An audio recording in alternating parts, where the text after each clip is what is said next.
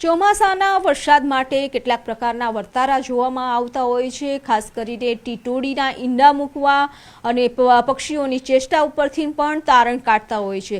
એટલે આપણી સાથે છે હવામાન નિષ્ણાંત અંબાલાલ પટેલ। કાકા, જ્યારે એવું કહેતા હોય છે કે ટીટોડી ઈંડા મૂકે એટલે લોકો એવું કહે કે આજે ટીટોડીએ ઈંડા મૂકી દીધા છે, હવે વરસાદ થશે, પરંતુ એના માપદંડ કેટલા હોય છે કે કયા સમયમાં એ ઈંડા મૂકે તો તેના ઉપરથી તારણ જોવામાં આવતું હોય છે? સામાન્ય રીતે ટીટોડી અત્યારે હાલ પણ ઈંડા મૂકતી હોય છે, પરંતુ ટીટોડીના ઈંડાઓ જે છે એનું તત્વતારણ આપણે લેવા જઈએ તો અષાઢ મહિનામાં વરસાદ આવવાનો હોય ત્યારે જો ટીટોડી ઈંડા મૂકે તો આ તાત્વિક દ્રષ્ટિએ સાચું પડે, કારણ કે વરસાદ આવવાનો હોય ત્યારે ટીટોડી જેવા પક્ષીઓ જે છે એને લગભગ ઉપલા લેવલમાંથી જ્યારે ઉડતા હોય ત્યારે ઘણા કિલોમીટર સુધીના હવામાનનો આ ટીટોડીને ખ્યાલ આવી જતો હોય છે। અને જ્યારે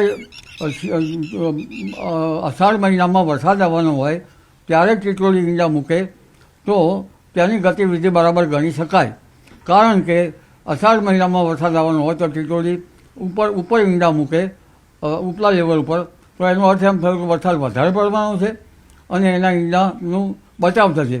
જો ખાલી તળાવ હોય અથવા તો જમીનના ભૂભાગ ઉપર ઈંડા મૂકે તો વરસાદ ઓછો થવાનો છે।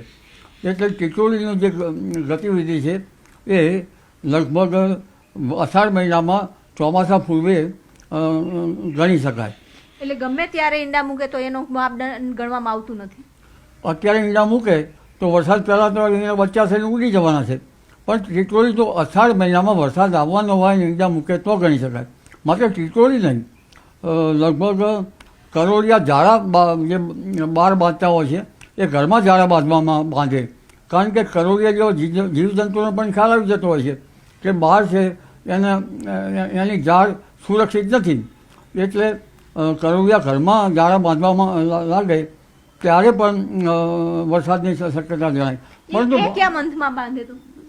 લગભગ ચોમાસું આવવાનું થાય એટલે કરોડિયા ઘરમાં ઝાડા બાંધવાનું શરૂ થઈ જાય।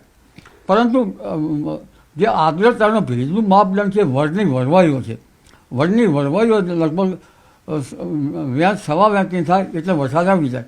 આ જે બાબતો જે છે એ જે કુદરતી લેબોરેટરી છે ભીગું। તો પક્ષીઓ છે, કરોડિયા છે, ટીટોડી છે, આની ચેષ્ટા ઉપરથી વર્તારો છે તે કાઢવામાં આવતો હોય છે, પરંતુ કયા મહિનામાં મૂકે છે ઈંડા તે પણ એક ખૂબ જ મહત્વનું હોય છે। કેમેરામેન પ્રકાશ દેસાઈ સાથે બીબી પટેલ, ન્યૂઝ 18 ગુજરાતી, ગાંધીનગર।